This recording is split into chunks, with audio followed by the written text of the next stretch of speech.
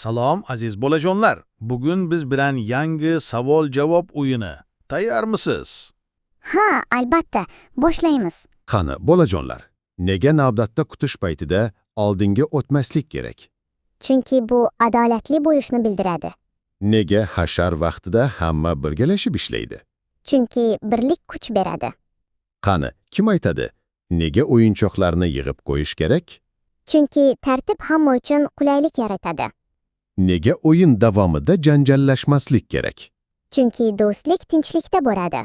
Qani, bolajonlar, nega uyda kattalarning gapini bo'lmaslik kerak?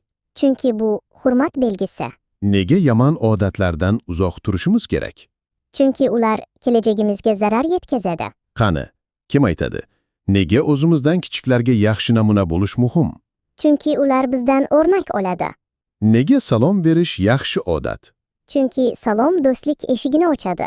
Qani, bolajonlar, nega kitoblarni ehtiyotlab tutish kerak? Chunki ular bilim manbai. Nega ovqatlanayotganda shoshilmaslik kerak? Chunki sog'ligimizga foydali.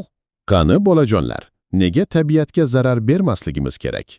Chunki tabiat bizning uyimiz. Nega yo'lda yugurmaslik kerak? Chunki bu xavfli bo'lishi mumkin. Qani, kim aytadi?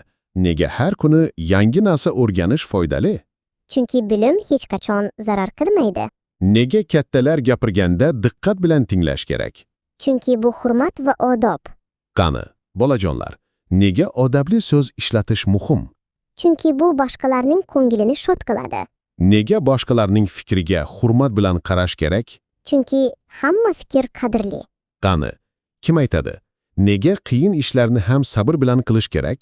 Chunki sabr yutuqqa olib keladi. Nega mehribonlik eng yaxshi fazilat? Chunki u hammani birlashtiradi. Qani, bolajonlar, nega yomon ishlarga aralashmaslik kerak? Chunki ular bizni yomon yo'lga boshlaydi. Nega har kuni yaxshi ish qilishga harakat qilish kerak? Chunki yaxshilik dunyoni chiroyli qiladi. Juda ajoyib. Bugun yana ko'p foydali narsalarni o'rgandik.